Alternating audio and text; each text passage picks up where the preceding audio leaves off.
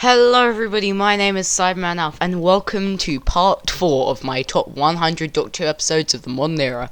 Now this is part 4 of 4, so I'm not going to waste any more of your time with preamble, I'm just going to get straight on with the video.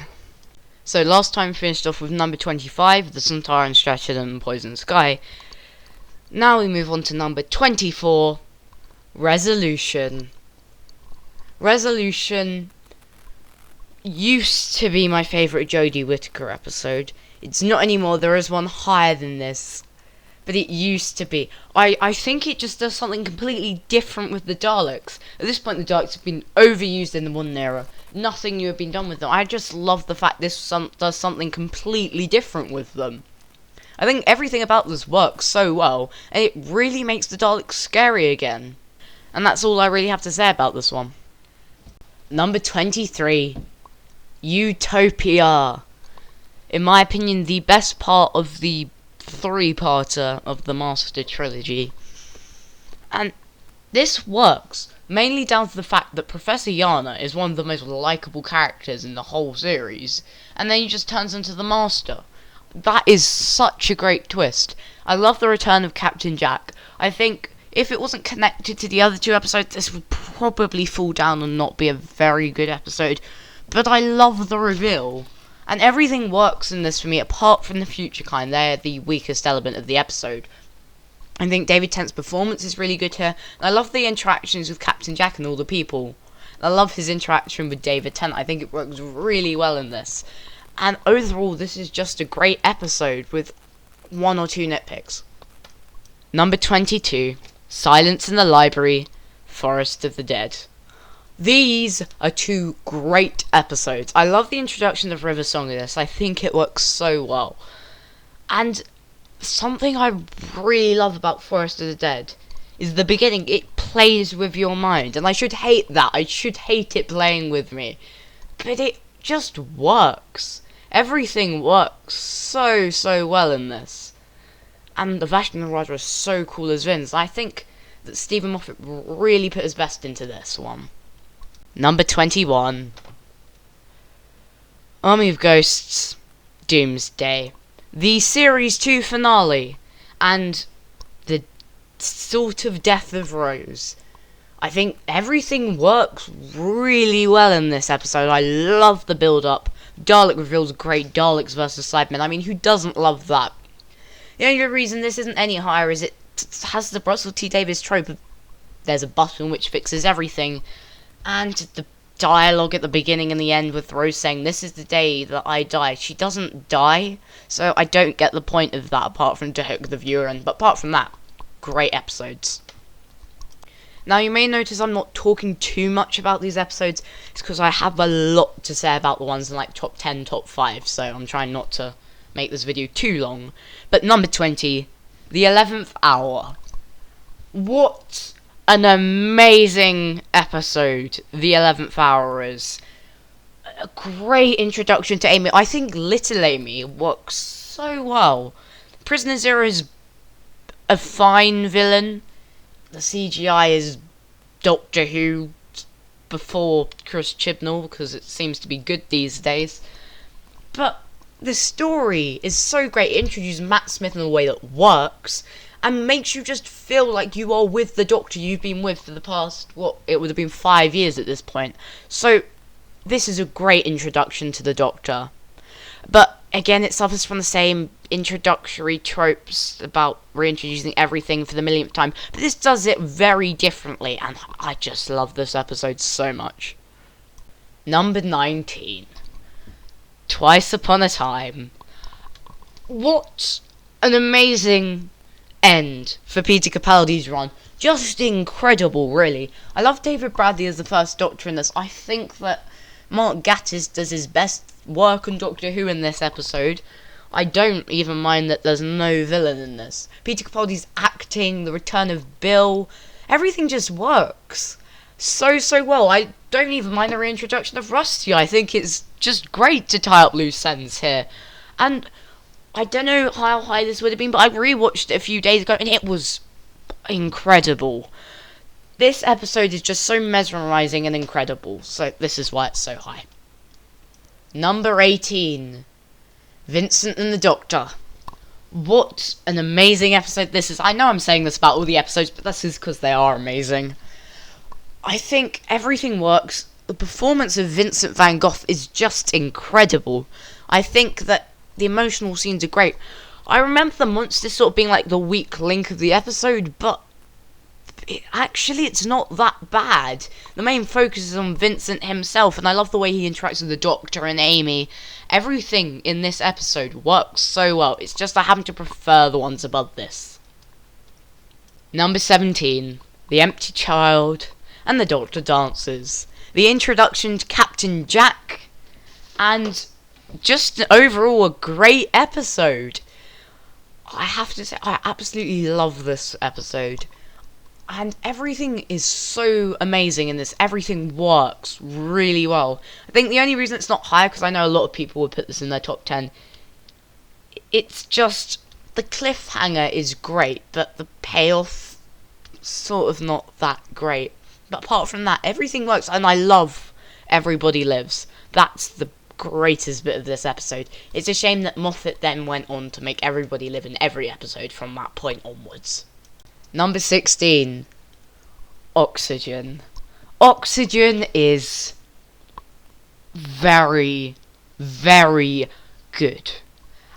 I think the best part of this is the Doctor goes blind, and then it seems to be magically fixed, but at the end of the episode you find out he's still blind, and he stays blind for 2 episodes after this. I think the Doctor going blind was a masterful piece of work there. I think the space zombies work. I really love the explanation for them, and they're not just space zombies. I think that the reason this is so high is the explanation for what was going on is mind-blowing and incredible. Number 15. The Impossible Astronaut, Day of the Moon. I just love these. There's just something about these episodes. When I watch them, I just love them. I think the best part is probably the opening to Day of the Moon. I think that just works really well. I love the science. The idea is so creepy. I love the way the Doctor defeats them. I think that works so well. Number 14. The Waters of Mars. Now, this is mainly this high for the ending. The ending of this is phenomenal. It is top quality Doctor Who. The rest of it, a base Under Siege story that works almost to perfection. The only thing I don't like is Gadget's slightly silly. The monsters for me aren't that memorable. I know a lot of people really like them, but apart from that, everything in this works really well.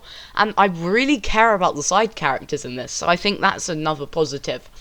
And I think that this was such a great start to the sort of arc of David Tennant regenerating. I mean, I know it started in Planet of the Dead, but this is really brought to the forefront here, and I think it works phenomenally.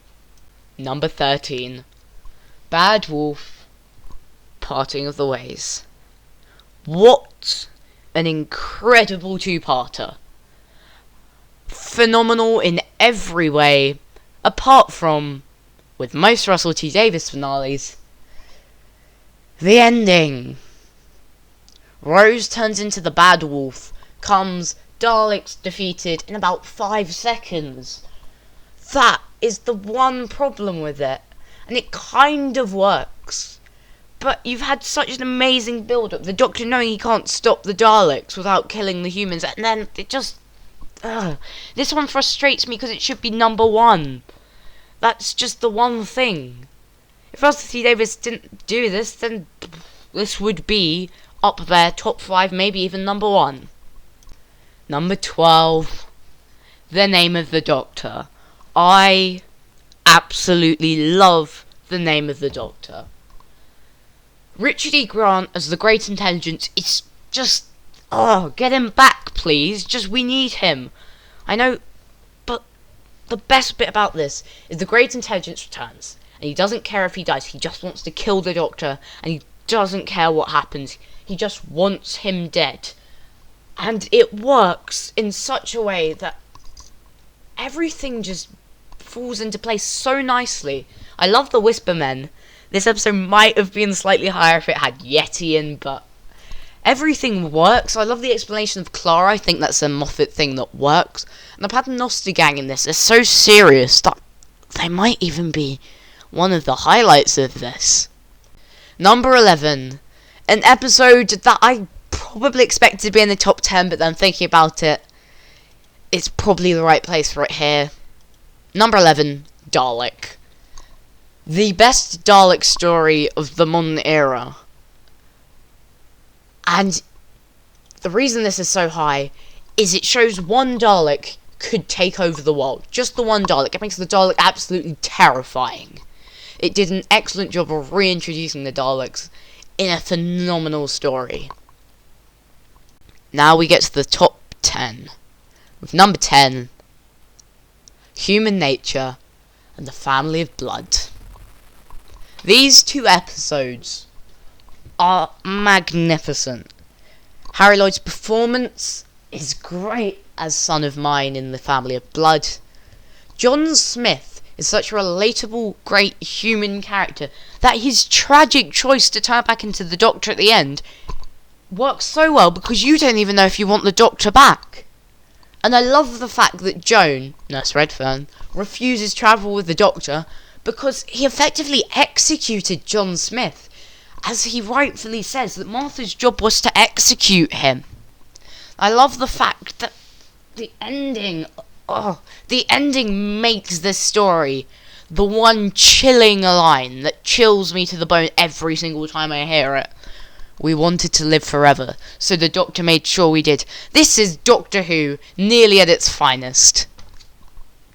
Number 9, and I know this is going to be controversial, so if you don't agree with any of these opinions, please leave yours down in the comment section below. Number 9, The Woman Who Fell to Earth. Yes, a Jodie Whittaker episode, because I don't know what it is about this, but it's phenomenal. Well, for starters, it's a series opener that doesn't feel like a series opener. It doesn't introduce you to the TARDIS in the second episode. They don't become companions in this episode. It's literally just a Doctor Who episode. I love the fact that she builds her own sonic screwdriver because we've never really been introduced to the sonic screwdriver before. That's really the only thing that we get introduced to here. She doesn't say she's a Time Lord from Gallifrey, and she hasn't said that through all of Series 11, but apparently Chris Chibnall said she'd be saying that in Series 12, so thumbs up for that. But everything, I love Tim Shaw in this. I think he works in this.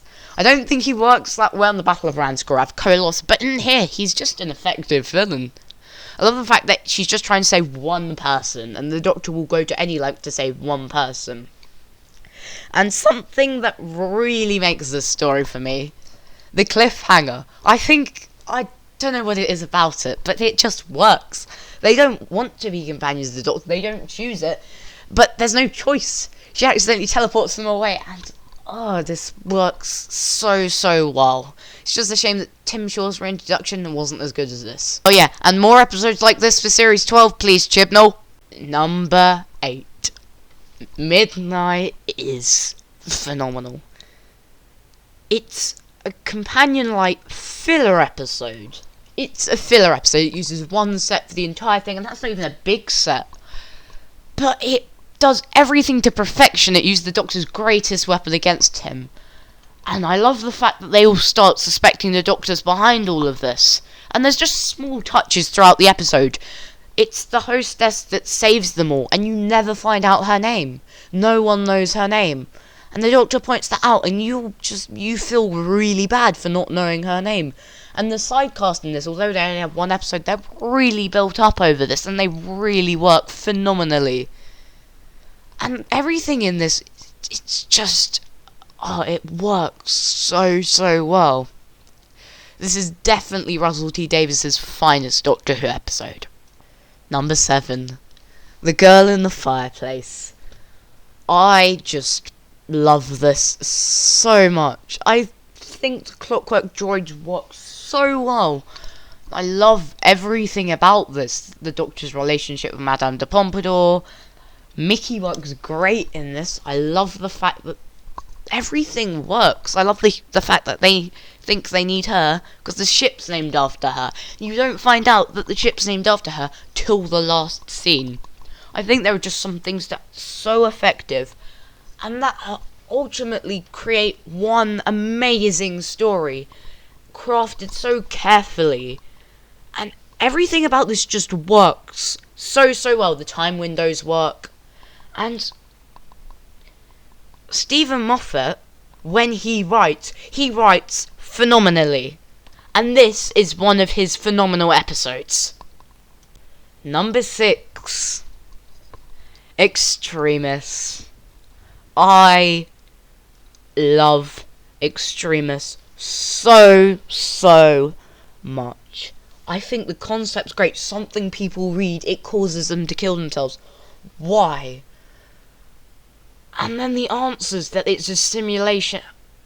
That's mind-blowing. I think this works so well. Everything in this is so effective. And what really makes the episode for me, the comedy in it, the performances, the reveal that it's a simulation. I love the monks. I think the monks are so good. And something else that makes this episode top tier. The music. The music in this is so good. So Marigold, release the Series 10 soundtrack, please. I need the music for this. And this episode works so well. And the Missy subplot works for me in this. And I don't know what else to say apart from this episode is amazing.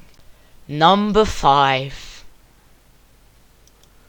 World Enough and Time / The Doctor Falls. The best Cybermen story of all time, in my humble opinion, because it gets them so right. It shows the Cybermen in a way they've never been shown before. Their origins. It reminds you that it was a choice that people made. They chose to be in pain and just forget about it. They chose to have their emotions removed because that's what they thought they were doing right. And that is presented in the most effective way ever in the World Enough and Time. World Enough and Time is almost perfect. And then Missy in this, her arc, amazing. I love John Sim in this. I absolutely love him in this. And the Doctor Falls. It's so good. I just love the Doctor Falls so much. And the best bit of the Doctor Falls, Bill, her realising she's a Cyberman, realising what she's become. This episode never lets you forget the pain that these people go through. My annoying father's just returned home. Hello, it's me. I'm a Doctor Who fan too. His podcasts are a bit boring. Oh, just shush you. He claims he's a Doctor Who fan, but he's not. He's a terrible Doctor Who fan. Tom Baker is the best. See, point proven. What's your favourite Doctor Who episode then, miserable father?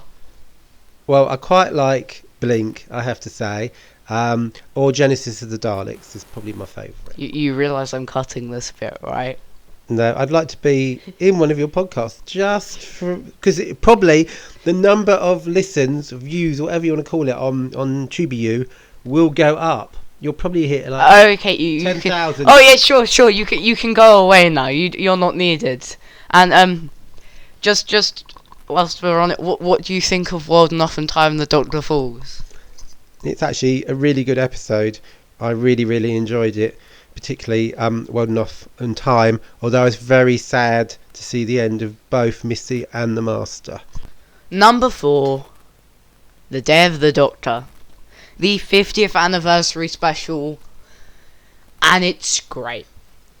I mean, there's basically two halves of this story. There's the Zygon invasion, and there's the Time War part of it. And I think they both complement each other really well. Would it have been better if it was just the Time War? Possibly. But it has so many great fan servicey moments, like Tom Baker at the end. It just works so well.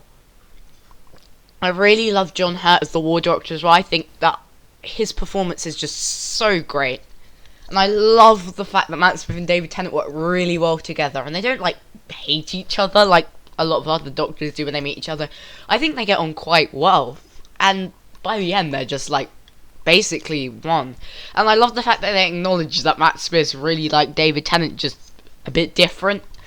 And I just love it, this episode. I think it works amazingly. And it also makes me miss David Tennant. And that's something that a lot of episodes fail to do, but this one, it does it so well. Number 3, Blink. This episode is great. Absolutely amazing. Everything works. The Weeping Angels are creepy in this. I love Lawrence, whatever his name is. He's such a great side character. Sally Sparrow's the protagonist of this story, works so well.